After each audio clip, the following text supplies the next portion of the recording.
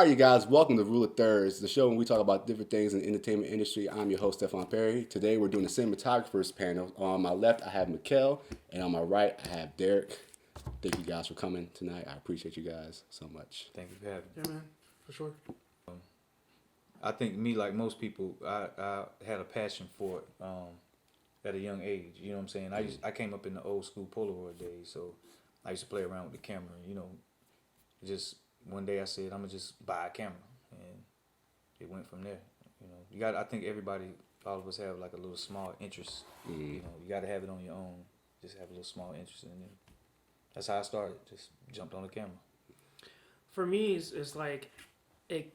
I've been filming myself playing guitar since I was 15. So like just from there, editing in iMovie and then like having fun with that and learning to add animations to my videos and make it pop a little bit. Get a little extra, and from there just going to design classes in high school and learning how to edit videos, and just from there, it kind of piqued my interest. And then it just kind of fell in my lap, and I just been going and loving it. So, Yeah, I feel you on that. I started just because of the fact of I had scripts I wanted to shoot, and I had this dude on my team that I was like, yo, man, we can do some great stuff. We can make movies. You got ideas. I got ideas. Let's make this happen.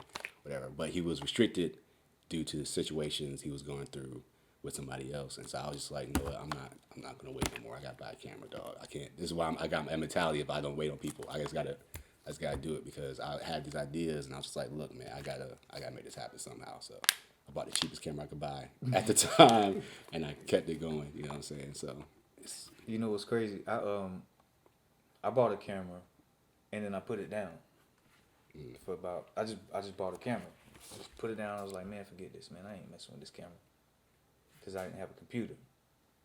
Got a computer. Opened my world to a whole new different world. Like, cause when you start editing and doing stuff like that, that's what makes you really get into it. Cause, like I said, I put my camera down, but then I went to the school out in Wake Forest, cause I'm from Fayetteville. I came up here to go to this school, and I went to school for music. After about the first couple months, when I realized I knew more than the teacher knew, I was like, "This is stupid." yeah. I got the hacked version of this program that we're using. You know what? I ain't getting ready to keep paying them to learn something I know. And it was the same thing with photography. I just went on YouTube and just started learning it. It's like, it was just like that. So, but yeah, I was just like, I couldn't keep doing this, man. I'm not going to keep letting myself have a camera that I paid all this money for and just let it sit around and just do nothing. I got to do something. And I started playing around with it, man, and it's been popping ever since. I feel like to a certain extent, it's one of those things where like, you don't know what you don't know. Right. So it's like if you don't know what you're looking for, it's going to be that much harder. I feel like with anything, having some type of some form of education to jumpstart yourself is very beneficial. Is it necessary? I don't think so. Like you said, everything we have today, it can be found on Google.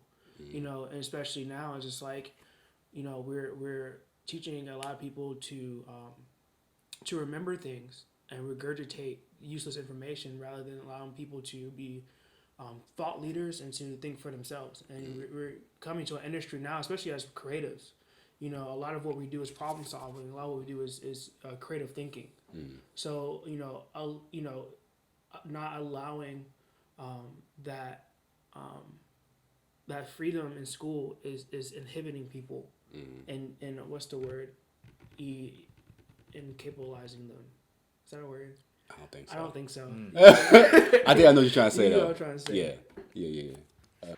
I bought a Canon T2i. The reason I bought the Canon T2i was because No, I'm sorry.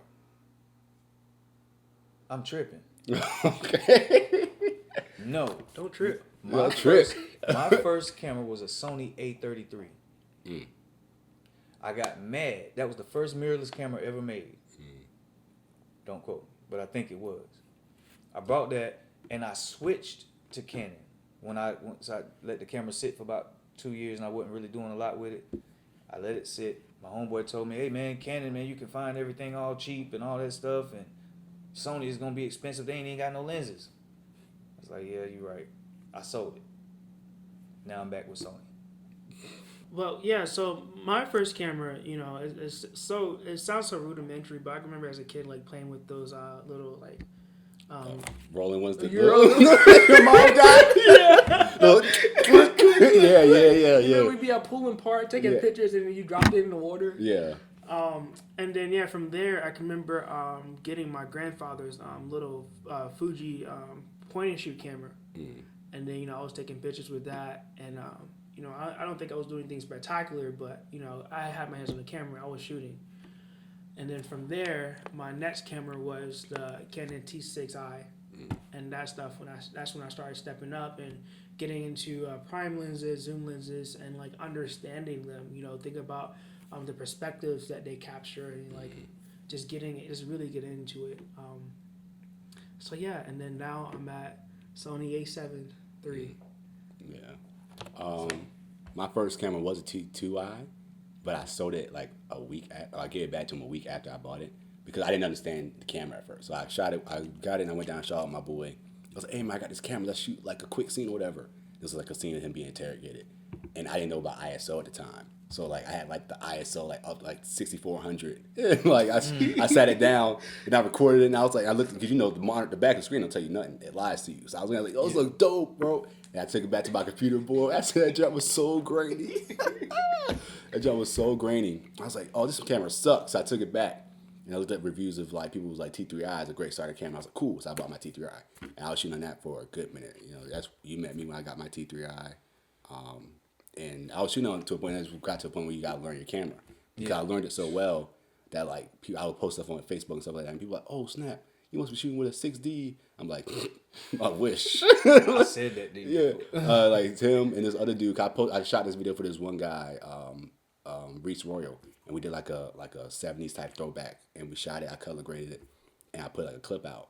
And the dude was just like, "Man, if you're doing this with a T3i, I can't wait till you get some real money." Blah blah blah. So you know, I didn't sell my T3i. I gave my T3i to somebody else on my team because they needed a camera.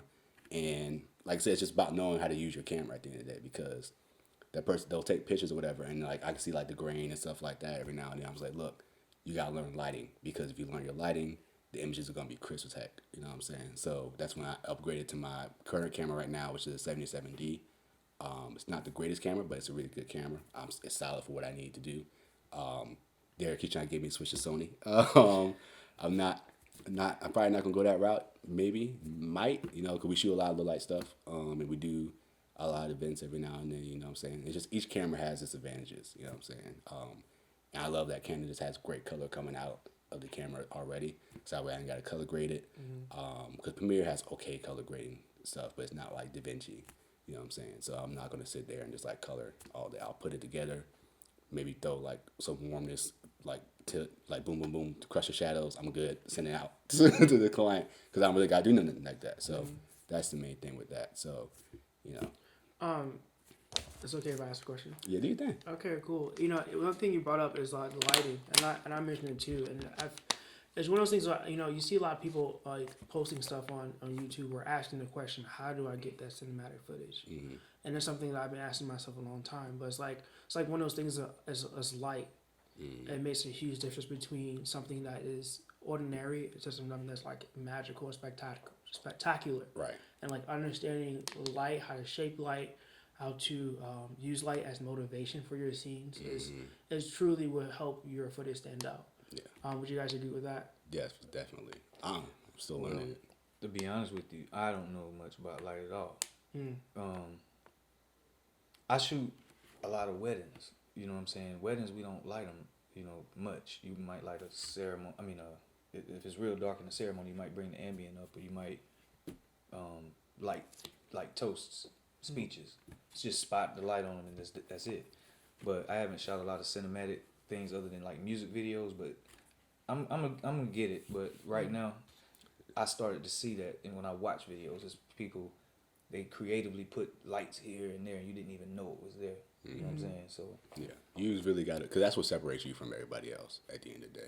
You know what I'm saying? Because even with music videos, because we do music videos all the time, and a lot of these people with music videos now will turn on all the lights in the room and then like throw a light in the background, Bro. and call it a day. And I used to be looking, and those are the people who get the most clients. because they do the same type of videos that everybody else's do. And it's crazy because we can go the traditional route. We can make a whole lot of money. I can be like, hey, 250 for a simple video. I set my camera down, press record, and throw some lights up like that, and call it a day. That's what we could do. But I try my best to like tell the artists like, hey man, let's do something creative with your junk. You know what I'm saying? Let's build a forest like we build a forest. Let's put you in a hallway full of newspapers, make it look like you in a sales sign, whatever. You know what I'm saying? Different things like that, and let's think creatively. Because even with because they got rappers or artists like thinking now like, oh yeah, it's gonna be because other people reach out to me real quick, but hey, I just want to do a quick little scene. You know what I'm saying? We could be outside, shooting up dice, whatever, blah blah blah. Be a real quick thing. I'm like. Yeah. I said, it's not a real quick thing. He was like, no, this is going to be in and out. I was like, that's not how it works. I got to set my lights up, I get my gear out. Like, I'm not going to just put my light up and just be like, all right, let's go. Like, that's not how it works. You know what I'm saying? So it's just a mindset thing, especially with, like I said, with artists around here. All you got to do, and I think Real Goats, I don't know if you heard of them. I think they do all the Babies music videos, but they, like, kind of set the precedent of just, like, turning all the lights on and, like, just recording with all the lights on. And their videos look great. Because they're shooting on black magic cameras, but it's just like, yeah. So that really separates you from everybody, in my opinion. Yeah. Just having. Jacob That's my Oh, boy. yeah. Don't do that to Jake. Don't do that. Jacob Don't. Jake knows how to like. Jake knows. How to, No, that's what I'm saying. Oh, I'm oh. giving him his respect. yeah, that's my boy. Did you see the video when he lit the ice cream truck? Ice cream truck? No, I haven't He seen shot that. a video in an ice cream I truck. seen that. I saw the one with him like putting somebody's face in the fish tank. That was his face. face. He put his own That face. was fire though. Yeah. Jacob Owens. Yeah, I learned that trick to shoot underwater because he bought a fish tank and put his camera in the fish tank and shot it underwater. But one of his favorite shots he did was with what's that guy who did that song? Push it. OG Genesis. Yeah, he did one with them, and he did like lights where it looked like he had put like a plexiglass up. He put cocaine on it, but powdered sugar on the plexiglass, and he had like a light underneath him. And it was like real grungy good. Like he's a master at lighting. Yeah, he is music videos. Like him. YC is pretty good. Yeah. But yeah, Jacob, he's all time. He's definitely. He's dope. Yeah, I've only worked with one director I had DP for that I can think about. And maybe it's because I have a director's mindset that when he was framing up shots, I was like, hey, maybe we should, and he just like cut me off real quick. I was like, hey, maybe we should, no, man, we're going to do, I was like, okay, that's cool. I mean, he hired me a DP. I was using the black magic camera, which was my first time DPing with that camera, and thing's a brick, like the original. So it was just like, I mean, okay. And it was hard, like, really like, because I saw what he was trying to do, but I feel like he didn't see it at first. You know what I'm saying? I was trying to give him ideas, and like it was his first time really directing like that. So it was just like, hey, it's hard to work with directors as a DP. You know what I'm saying? In my opinion. As long as, if you had a relationship with somebody, then cool. But if it's like your first time doing it, in my opinion, it's just like it's hard to do. So, I don't know about y'all.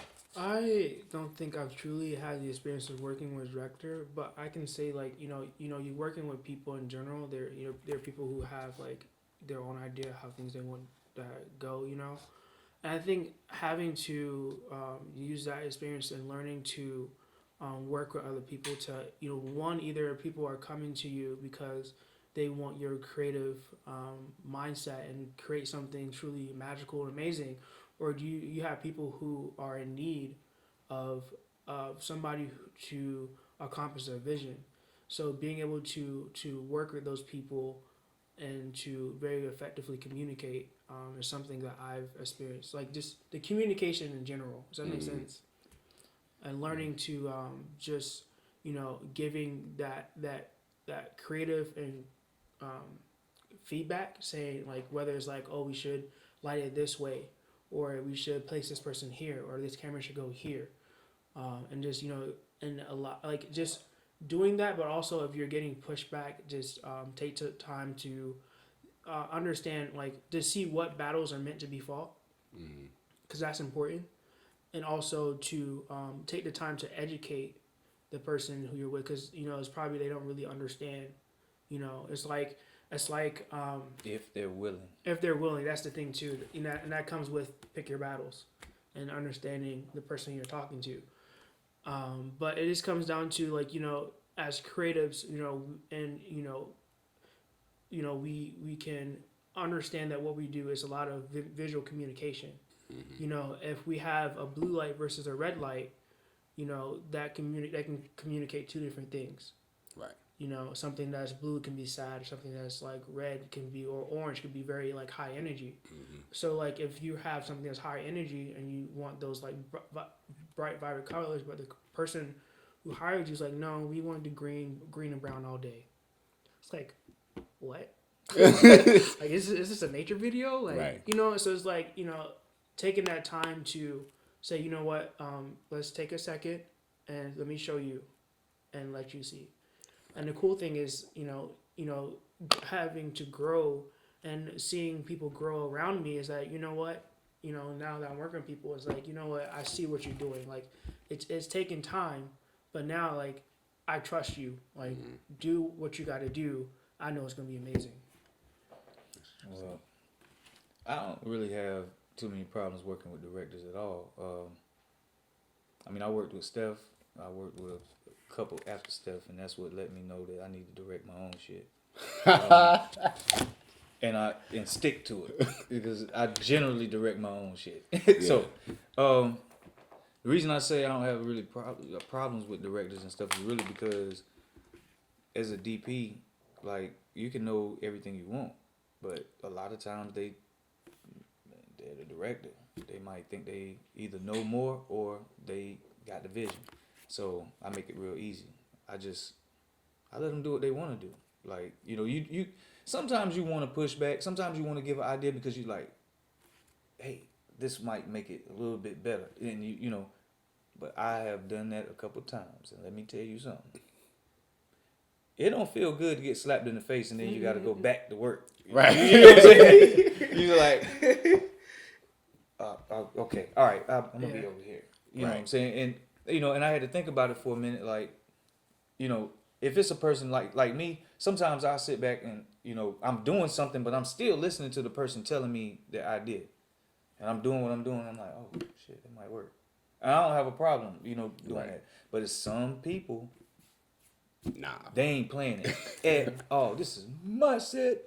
I do what the hell I want to do. Yeah. You know, I just let them do what they want to do. Yeah. Having one person on set, that joint was hilarious. It wasn't because I was just focus pulling, but there's one guy I've worked with before. He's like a butthole. I probably never work with him again. But the dude, one of the dudes I was cool with, I met him on set. We were chilling, and he was like trying to give me a suggestion because he was camera op because DP and camera op are two technically different things. But we're putting it all in one bubble. Yes. But he was camera op, and the director of photography was talking to the director, and I was sitting next to the camera op. He was like, "Hey, we could possibly," and he was like, "All decisions are for the DP and director. Thank you." And I was like, "Is it that serious, dog?" So you know, what I'm saying there's people who have that ego about them. Yeah. And you know, not for nothing, I will note because like I said, excuse me, I haven't had the experience of working with directors, so I don't know what it's like. So I just want to put that out there. Okay, you're good. If you still want to hire me, just You're good. You're good. Lights. Oh man.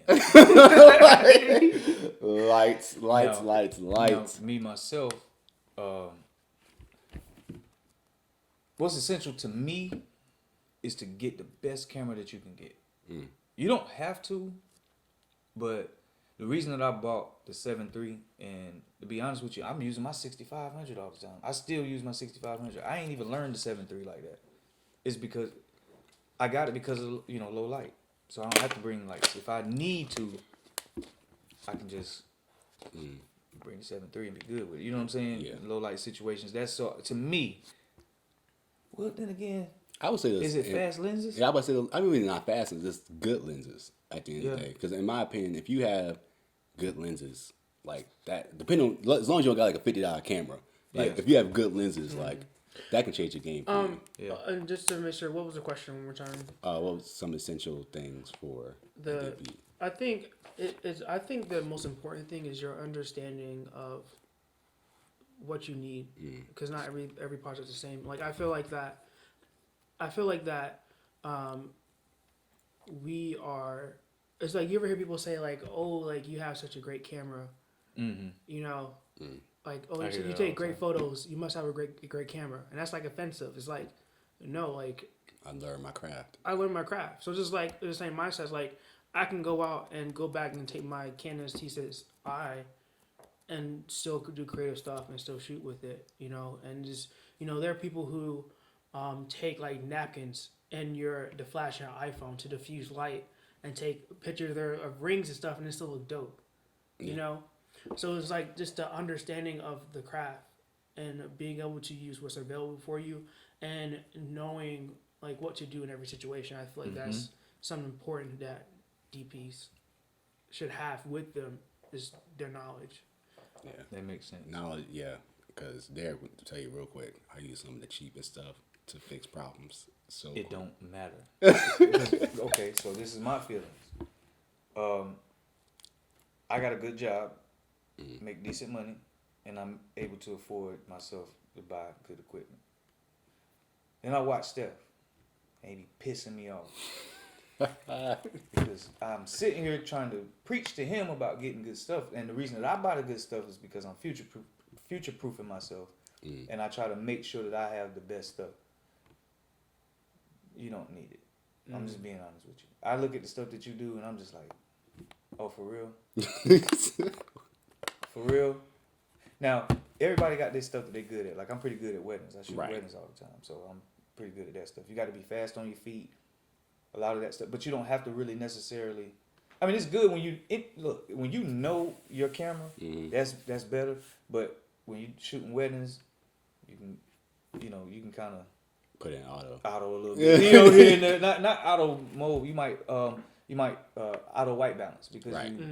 because the clouds keep moving and different things like that. You know what I'm saying? So you may not have to learn your camera as deep as you would have to is doing other projects. But as a DP, you actually should. You should learn your camera inside out. And that's why when I look at what Steph does, I'm like, hey, that's dope. To see what he can do with that T3i. When I saw you, dog, I'm just like, man, and I got all this Sony stuff, like, for real? So, I mean, now don't get me wrong, when I can get a nice, good, clean image, Right. I know what I'm doing, but, like, to see what you do with what you did with that T3i, I'm just like, yo. So, I really believe that if you really put your mind into, figuring out your camera, and you master that camera, it really probably don't matter. Because y'all remember when people were shooting, I think Jacob Owens shot videos on a 5D? Yeah, he did. I think he's Just a 5D? yeah, because he had T2i first, and then I think he got a 5D after that. And it was like, Yeah. dog, they shot major music videos with 5Ds. They shot what's his name? Who was? I think it was Machine Gun Kelly. One of these directors he did one of his whole. I think it was Machine Gun Kelly and Rick Ross. I think I'm not sure. Don't quote me on that. But they shot his whole junk on just 5Ds. You know what I'm saying? So. You know what I'm saying? And 6Ds are cheap now. I just saw one in the store today. It was like a full frame, $549. I was like, I missed that camera. I used to love my 6D. I was about to I was like, hey, is this better than my camera? He was like, it might be. I was like, shh. You know what I'm saying? I was thinking about actually getting it, you know what I'm saying, for the full frame factor. Okay. Well, I'm Derek, aka DT, in the place to be, aka DT on the cut. And actually, that's my Instagram. Look at this rapper. Look at this rapper we got tape. 91923. Oh, no, I'm just tripping. Throw on your social too. My name is Mikael Dingle. My Instagram is at KailMD, KAILMD. That's where you can find me. And yeah, man, appreciate y'all. Awesome. All right, you guys, thanks for tuning in. Like and comment anything you want us to talk about on the show, and we will make it happen. All right, if you guys got questions that you guys want us to ask to different people, let us know down below. Appreciate you guys, and catch you guys next time.